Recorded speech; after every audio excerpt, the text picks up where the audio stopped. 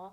Et aujourd'hui, nous avons comme invité quelqu'un de très honorable, je pourrais dire, un député parmi nous. Et ce député-là va nous parler va nous donner voilà, quelques aperçus sur son parcours littéraire. Aujourd'hui, honorable, bonne arrivée tout d'abord. Merci. Je suis très honorée de vous Je suis voir. très content d'être avec vous Ça aujourd'hui. me plaît aussi beaucoup. Aujourd'hui, je ne vais pas trop m'intéresser à votre côté politique, mais plutôt votre côté littérature, parce que de nos jours, on remarque que les jeunes n'arrivent plus à lire. J'ai eu cette remarque à faire parce que la dernière fois, il y avait un écrivain guinéen qui était passé au Togo et j'ai vu qu'il n'y avait pas trop d'engouement autour de l'événement et tout. Et j'aimerais tout d'abord vous poser cette question. Qu'est-ce qui vous a mené à faire la littérature? Je vous remercie. En réalité, c'est que la littérature, pour moi, c'est deux choses. C'est la lecture et l'écriture.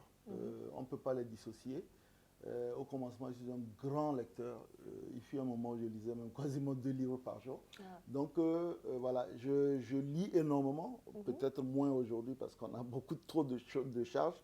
Et moi, j'ai commencé par les livres, les cahiers intimes. Quand on est adolescent, on se raconte un peu dans nos cahiers, donc des cahiers intimes jusqu'à l'université. À l'université, je me suis essayé d'abord un peu à la poésie, puis après à la nouvelle. J'ai écrit plusieurs nouvelles, dont une a été primée même d'ailleurs par le club littéraire de l'université. Et puis bon, ben après, j'ai fait le grand saut, je suis passé à l'écriture d'un roman qui m'a mis presque 5 ans à écrire entre 2005 à peu près et 2011, donc presque 6 ans, non 2010, parce que le livre est sorti en 2010. Donc voilà, c'est d'abord la passion de la lecture qui m'a conduit à l'écriture. C'est super. Alors, je rappelle aussi à vous, chers téléspectateurs, que l'honorable est non seulement député, mais il est aussi entrepreneur. Il a son entreprise de jardinage et aussi écrivain et à la littérature. Dans la littérature, il a 2 livres qui sont sortis. Il y a un qui m'intéresse tout le temps, c'est Le parcours d'un combattant. Le parcours d'un combattant, d'où vient cette inspiration-là Non, je pense que le parcours de combattant, initialement, ça part de mon expérience de casse bleu en Côte d'Ivoire. J'ai été casse bleu en Côte d'Ivoire en 2004. Mais après, l'histoire est campée ailleurs. L'histoire se passe dans un état imaginaire qui s'appelle Kougoulande, qui est dans la Corne de l'Afrique. Et en dehors de ma petite expérience de casse bleu, tout le reste quand même est complètement imaginaire, avec beaucoup de personnages. Mais bon, voilà, c'est-à-dire que quand je me suis décidé à écrire, il fallait que je parle de quelque chose. Mon expérience de casse bleu, et puis après, l'imagination de l'écrivain a pris le dessus et a brodé le reste de l'histoire. En tout cas, moi, je vous félicite beaucoup pour ce chef-d'œuvre. Je vous tire un grand chapeau parce que déjà, combiner la politique, l'écriture et l'entrepreneuriat, c'est un parcours de combattant comme le titre de votre livre. Voilà, et je vous dis félicitations. Ouais. Je vous rappelle aussi que le parcours de combattant est un livre qui reflète la tristesse, l'amour, la peur, le désir d'avancer, etc. Et aussi, honorable, j'aimerais vous demander quelques conseils par rapport aux jeunes écrivains qui sont au Togo et qui veulent s'adonner à la littérature, à l'écriture, mais qui ont peur, qui se disent ils ne vont pas lire, etc. Je ne vais rien gagner là-dedans, je ne peux pas gagner ma vie là-dedans. Qu'est-ce que vous avez à leur dire? Je leur disais qu'ils ont raison, ils ne vont rien gagner là-dedans. Non, mais c'est vrai en plus. Ah, mais c'est faux. Non, mais c'est vrai. C'est-à-dire que sur le fond, on n'a pas un vrai public lecteur au Togo. Justement. Ça, c'est clair. On n'a pas un vrai public lecteur. Nous avons des gens, je pense qu'on a grandi avec cette idée-là, les gens ne lisent pas énormément. Ouais, donc il y a ça. Et puis, il y a un autre problème, c'est le coût parfois des livres. Donc, quand vous écrivez, n'espérez pas devenir star comme on en voit dans les pays européens, des gens qui sont millionnaires parce qu'ils ont écrit. Justement. Mais il y a un avantage, à mon sens, 2 avantages. Le premier, c'est le fait de se réaliser. Ouais. Moi, quand j'étais gamin, le jour où j'ai rencontré... et ils se moquent toujours, Kanye Alem Dirodo, je pensais avoir rencontré un dieu, parce que quand vous lisez les livres de certaines personnes, le jour où vous les rencontrez en vrai, voilà, c'est quelque chose d'extraordinaire. Je le constate encore jusqu'à ce jour. Je rencontre des gens qui disent « Ah, c'est M. Joïtama », parce qu'ils ont lu le parcours de combattant ou le second.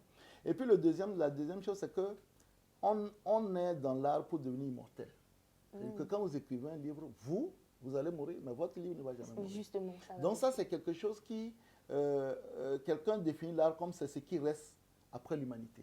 Et donc aujourd'hui, quand vous écrivez, pensez au fait que peut-être vos petits-enfants, dans 1000 ans, vont découvrir que leur arrière-grand-père a écrit quelque chose. Et ça traduit aussi l'état d'esprit que vous avez à cette époque-là. Aujourd'hui, nous savons comment les gens vivaient dans l'Antiquité parce que les gens ont transcrit ce qu'ils vivaient à l'époque, parfois à travers des romans. Donc, je pense que c'est important, mais n'espérez pas devenir milliardaire avec c'est mission impossible. Ouais. J'ai une autre question un peu pertinente. Est-ce que n'importe qui peut devenir écrivain? Oui et non.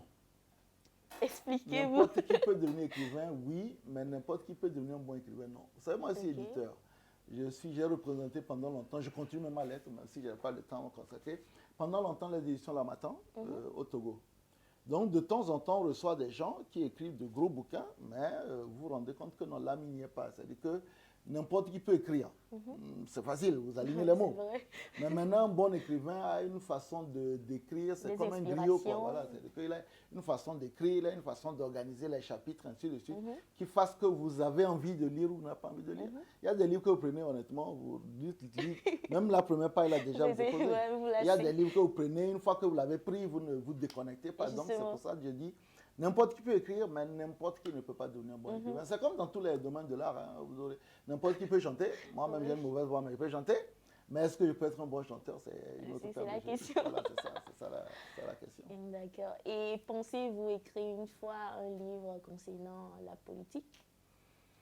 Vu que vous êtes politicien. Ça va être mes mémoires. Actuellement, j'écris un recueil de nouvelles qui s'appelle 10 femmes. Donc, ça raconte la trajectoire de 10 femmes.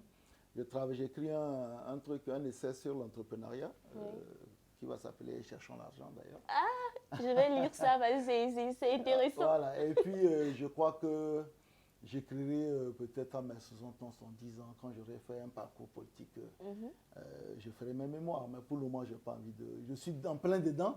Qu'est-ce que je peux dire alors que je suis en plein dedans? Voilà. Donc, je ferai le bilan comme beaucoup d'hommes politiques.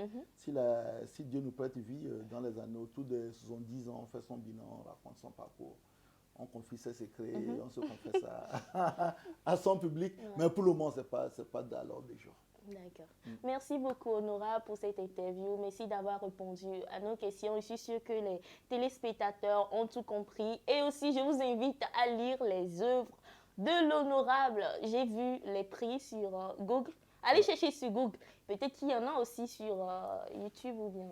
Non, il y en a sur Amazon, il y en a à la FNAC, il y en a sur l'Harmattan et sur toutes les grandes librairies qui vendent des bouquins en Europe et en Occident. De toute façon, il y en a. J'en avais à Lomé ici, mais c'est épuisé. Il faut que je ravitaille. Donc voilà, on peut l'avoir en PDF, en e-livre, e-book, ou bien on peut l'avoir en physique en fonction du format qu'on préfère. Je vous conseille d'aller chercher le livre et de le lire, ou bien les lire parce qu'il y en a plusieurs. Et je vous remercie aussi de nous avoir suivis. On se retrouve la semaine prochaine avec des interviews avec d'autres personnes aussi. Et aussi, je vous rappelle de ne pas surtout oublier vos mesures barrières, les cache-nez, le lavage de main pour qu'on ne soit pas infecté par cette mauvaise maladie. On se retrouve prochainement. On se dit coucou, au revoir, bye bye, bisous.